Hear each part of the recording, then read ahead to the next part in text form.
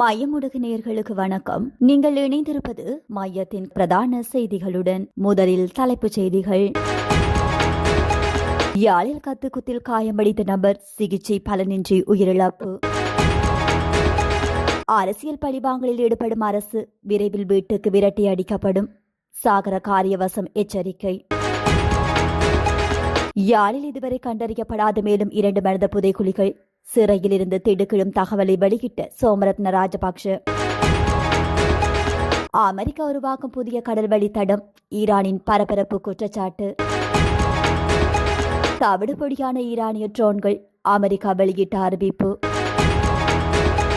உக்ரைனின் உளவுத்துறை தளபதியை சாய்த்தது ரஷ்யா. வெளியான தகவல். பிரான்சில் விழுந்து நொறுக்கிய விமானம். மாணவர்கள் உட்பட 11 பேர் பலி. சவுதியில் விழுந்து நொறுக்கிய உலங்க வானூர்தி. பயணித்த அனைவரும் பலி. தொடர்வன விரிவான செய்திகள்.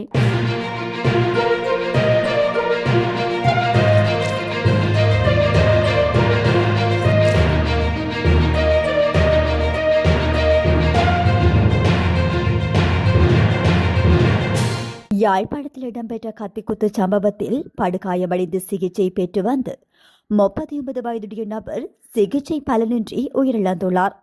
வடகடை பகுதியைச் சேர்ந்த ரகு துஷ்யந்தன் என்பவரே இவ்வாறு உயிரிழந்ததாக போலீசார் தெரிவித்துள்ளனர். கடந்த 22ஆம் தேதி இருவருக்கிடையில் ஏற்பட்ட வாய்த்தர்க்கம் முற்றியதில் துஷ்யந்தன் மீது கத்திக்குத்து தாக்குதல் மேற்கொள்ளப்பட்டதாக விசாரணைகளில் தெரிய வந்துள்ளது.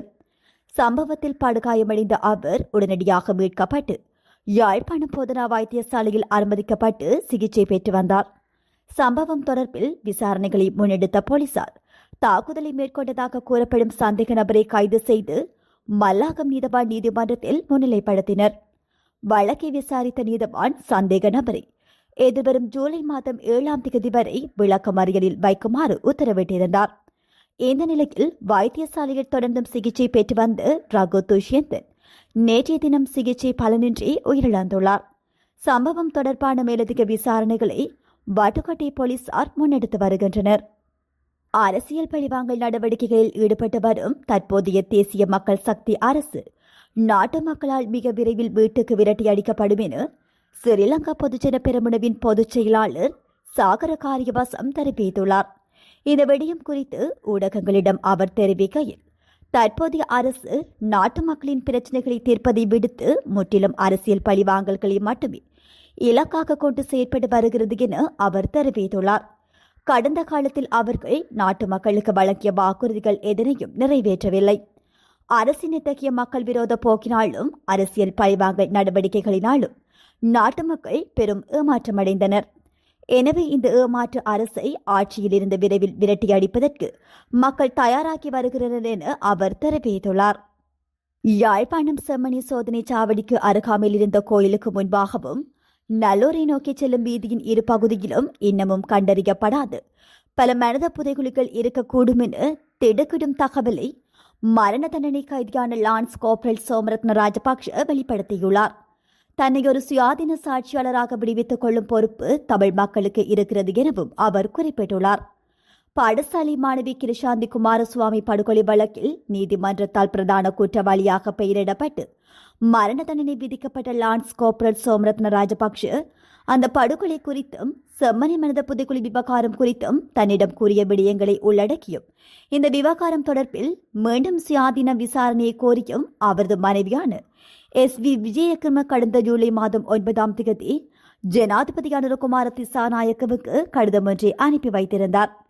அதனையடுத்து இது பற்றிய மேலதிக விசாரணைகளை கேட்டறியும் நோக்கில் கடந்த ஆண்டு ஆகஸ்ட் மாதம் 8ஆம் தேதி சோமரத்ன ராஜபக்ஷவை வெலிக்கடை சிறைச்சாலைக்கு சென்று சந்தித்து காணாமல் போனோர் பற்றிய அலுவலகத்தின் அதிகாரிகள் மீண்டும் 2ஆம் கட்டமாக கடந்த ஜனவரி மாதம் 9ஆம் தேதி சோமரத்ன ராஜபக்ஷவை சந்தித்தனர். அந்த சந்திப்பின் போது ஜனாதிபதி அனுரகுமார திசாநாயவுக்கான கடிதம் ஒன்றை காணாமல் போனோர் பற்றிய அலுவலக அதிகாரிகளிடம் சோமரத்ன ராஜபக்ஷ கையளித்திருந்தார்.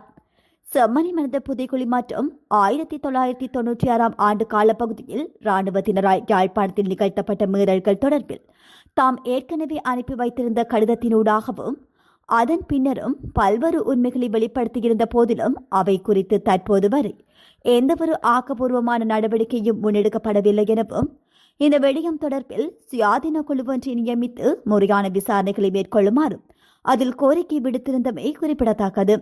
இவ்வாறானதொரு பின்னணியில் தனது மனைவியான சம்பா விஜய் விக்ரம ஊடாக கொழும்பு ஊடகம் ஒன்றுக்கு வழங்கிய விசேட நேர்காணலில் மனித புதைகுழிகள் தொடர்பில் புதிய தகவல்களை சோமரத்ன ராஜபக்ஷ வெளிப்படுத்தியுள்ளார். சிறைச்சாலைக்குள் இருந்து இவை பற்றிய மேலதிக விவரங்களை வெளிப்படுத்தும் பட்சத்தில் தனது பாதுகாப்பு தொடர்பில் பல்வேறு கேள்விகள் காணப்படுகின்றன எனவும், எனவே தன்னை ஒரு சுயாதீன ஆட்சியாளராக விடுவித்துக் கொள்ள வேண்டிய பொறுப்பு தமிழ் மக்களுக்கு இருக்கிறது எனவும் அவர் குறிப்பிட்டுள்ளார். அமெரிக்கா மற்றும் ஒரு கடல் வழித்தடத்தை உருவாக்க முயற்சி செய்து வருவதாக ஈரான் குற்றம் சாட்டியுள்ளது. அமெரிக்காவுடன் இறுதி உடன்படிக்கைக்கு வருவதற்கு முன்பு நடைபெறும் 60 நாள் பேச்சுவார்த்தைகளின் போது ஹோர்முஸ் நீரிணை வழியாக கப்பல்கள் தடையின்றி செல்வதை உறுதி செய்வதற்கான ஏற்பாடுகளை செய்யும் பொறுப்பு புரிந்துணர்வு ஒப்பந்தத்தின் 5வது பிரிவின் கீழ் ஈரானுக்கு வழங்கப்பட்டுள்ளது. இதன்படி ஈரானுடன் ஒருங்கிணைக்காமல் எந்தவொரு கப்பலும் அந்த பகுதியை கடந்து செல்ல முடியாது என தெரிவிக்கப்படுகின்றது. இவ்வாறானதொரு பின்னணியில் அமெரிக்கர்கள் மற்றொரு கடல் வழித்தடத்தை உருவாக்க முயற்சி செய்து வருவதாக ஈரானிய அதிகாரிகளில் குற்றம் சாட்டியுள்ளனர். இந்த 60 நாள் பேச்சுவார்த்தைகளுக்கு பிறகு ஹோர்முஸ் நீரிணையின் நிர்வாகத்தை நிரந்தர அடிப்படையில் இணைத்து ஒருங்கிணைப்பது குறித்து ஈரானும் ஓமானும் பேச்சுவார்த்தை நடாத்தி வருகின்றன. இருப்பினும் தற்போதைக்கு ஹோர்முஸ் நீரிணையின் கட்டுப்பாட்டை தம்பசம் வைத்திருப்பதற்கான முழு பொறுப்பையும் இந்த ஒப்பந்தத்தின் 5வது பிரிவு ஈரானுக்கு வழங்குகிறது என்று ஈரானிய அதிகாரிகள் சுட்டிக்காட்டியுள்ளனர். ஈரானின் ஏவிய அனைத்து ட்ரோன்கள் மற்றும் ஏவுகணைகளும் சுட்டு வீழ்த்தப்பட்டன, இடைமறிக்கப்பட்ட அல்லது அவை குறிவைத்த இலக்குகளை அடைய தவறின என அமெரிக்க அதிகாரி ஒருவர் தெரிவித்துள்ளார். இந்த தாக்குதல்களால் அமெரிக்க தரப்பில் எவருக்கும் காயங்களோ அல்லது அமெரிக்க தளங்களுக்கு எந்த பாதிப்போ ஏற்படவில்லை என்றும் அவர் கூறியுள்ளார். தெளிவாக சொல்வதானால் ஈரான் தன் முயற்சியில் தோல்வியடைந்துள்ளதாக குறித்த அதிகாரி தெரிவித்துள்ளார். அண்மையில் அமெரிக்க ஈரானிய தொடர்ந்து தெற்கு பதிலடியாக குவைத் மற்றும் பஹ்ரைன் உள்ளிட்ட அண்டை நாடுகளில் உள்ள அமெரிக்க ராணுவ தளங்களை குறிவைத்து அமெரிக்கா தாக்கியதாக ஈரானின் புரட்சிகர பாதுகாப்பு படை அறிவித்தது.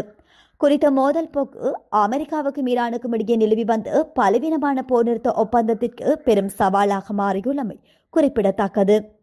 ரஷ்யாவால் ஆக்கிரமிக்கப்பட்டுள்ள கிரிமியாவில் படுகொலை முயற்சியொன்றை மேற்கொண்டதாக ரஷ்யா குற்றம் சாட்டிய உக்ரைனிய ராணுவ உளவுத்துறை அதிகாரி ஒருவர் கடந்த மாதம் உக்ரைனில் கொல்லப்பட்டதாக ரஷ்யா நேற்றைய தினம் தெரிவித்துள்ளது. ரஷ்ய உளவுத்துறை வட்டாரங்களை மேற்கோள் காட்டி கர்னல் ருஸ்டெம் பக்ரியேவ் மே மாதம் 18ஆம் தேதியன்று உக்ரைனில் கொல்லப்பட்டதாக ரஷ்ய அரசு செய்தி நிறுவனமான டாஸ் செய்தி வெளியிட்டுள்ளது. கடந்த டிசம்பரில் கிரிமியாவில் ரஷ்ய பாதுகாப்பு அமைச்சகத்தின் மூத்த அதிகாரி ஒருவரை கொலை செய்ய நடந்த முயற்சியை பக்ரியேவ் ஏற்பாடு செய்ததாக ரஷ்யாவின் கூட்டாட்சி பாதுகாப்பு சேவை குற்றம் சாட்டியதாக டாஸ் செய்தி வெளியிட்டது. அதிகாரியின் காருக்கு அடியில் கொண்டு வைத்திருந்த யுக்ரைனிய உளவாளியை தங்கள் அதிகாரிகள் கொண்டதாக FSB அப்போது தெரிவித்தது. கடந்த ஆண்டு இறுதியில் ரஷ்யாவின் நிதி கண்காணிப்பு நிறுவனமான ரோஸ்வின் மானிட்டரிங் பாக்டீரியாவை தனது பயங்கரவாதிகள் மற்றும் தீவிரவாதிகள் பட்டியலில் சேர்த்தது. ரஷ்யாவின் இந்த கூற்றுக்கள் குறித்து உக்ரைன் எந்த கருத்தையும் தெரிவிக்கவில்லை. கிழக்கு பிரான்சிசன் டோம்லைன் நகரில் ஸ்கைடவஸை ஏற்றிச் சென்ற பயணிகள் விமானம் விபத்துக்குள்ளானதில் 11 பேர் உயிரிழந்ததாக உள்ளூர் அதிகாரிகள் தெரிவித்தனர். இந்த சம்பவத்தில் விமானி மற்றும் 10 பயணிகள் உயிரிழந்தனர்.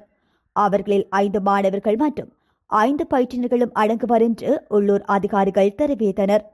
ஒரு பாராசூட் பயிற்சி பள்ளியால் பயன்படுத்தப்பட்டு வந்த அந்த விமானம் நான்சி SC விமான நிலையத்திலிருந்து புறப்பட்ட போது விபத்துக்குள்ளானதாக உள்ளூர் ஊடகங்கள் செய்தி வெளியிட்டுள்ளன.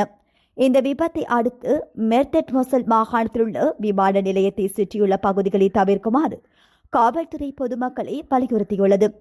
பிரெஞ்சு உள்துறை அமைச்சர் சம்பவ இடத்திற்கு சென்று கொண்டிருப்பதாக உள்துறை அமைச்சகம் தெரிவித்துள்ளது. இந்த சம்பவத்தில் பொதுமக்கள் யாரும் காயமடையவில்லை என்று மெர்தெட் மொசல் கிழக்கு மாகாணத்தின் ஆளுநர் ஈவ் செய்ஸ் கூறியதாக AAFP செய்தி நிறுவனம் தெரிவித்துள்ளது. விபத்து நடந்தபோது உயிரிழந்தவர்களின் உறவினர்கள் விமான நிலையத்தில் இருந்ததாகவும் உள்ளூர் அதிகாரிகள் தெரிவித்தனர். சவுதி அரேபியாவில் உலங்கு வானூர்தி ஒன்று விபத்துக்குள்ளானதில் அதில் பயணித்த அனைவரும் உயிரிழந்ததாக தகவல்கள் தெரிவிக்கின்றன. சவுதி ஆராம்கோ எண்ணெய் நிறுவனத்திற்கு சொந்தமான உலங்கு வானூர்தியை இன்றைய தினம் விபத்துக்குள்ளாகியுள்ளது. உலக வார்தனியில் பயணித்த 14 பேரும் உயிரிழந்தனர். விபத்துக்கான காரணம் இதுவரை தெரியவில்லை. இந்த விடயம் குறித்து விசாரணை தொடங்கப்பட்டுள்ளது என்று சவுதி அதிகாரிகள் தெரிவித்தனர். விபத்தில் உயிரிழந்த அனைவரும் சவுதி குடிமக்கள் என அதிகாரப்பூர்வ வட்டாரங்களை மேற்கோள் காட்டி சவுதி செய்தி நிறுவனம் தெரிவித்துள்ளது. அமெரிக்கா, இஸ்ரேல் மற்றும் ஈரான் இடையே மேற்கு ஆசியாவில் நடந்த போரின் காரணமாக கிட்டத்தட்ட 4 மாதங்களாக நிறுத்தப்பட்டிருந்த கச்சா எண்ணெய் ஏற்றுமதியை ஆரம்கோ நிறுவனம் வெள்ளிக்கிழமை அன்று தனது ராஸ்தானுரா முனையத்தில் மீண்டும் தொடங்கியுள்ளது. இத்துடன் மையத்தின் பிரதான செய்திகள் நிறைவு பெறுகின்றன. நன்றி.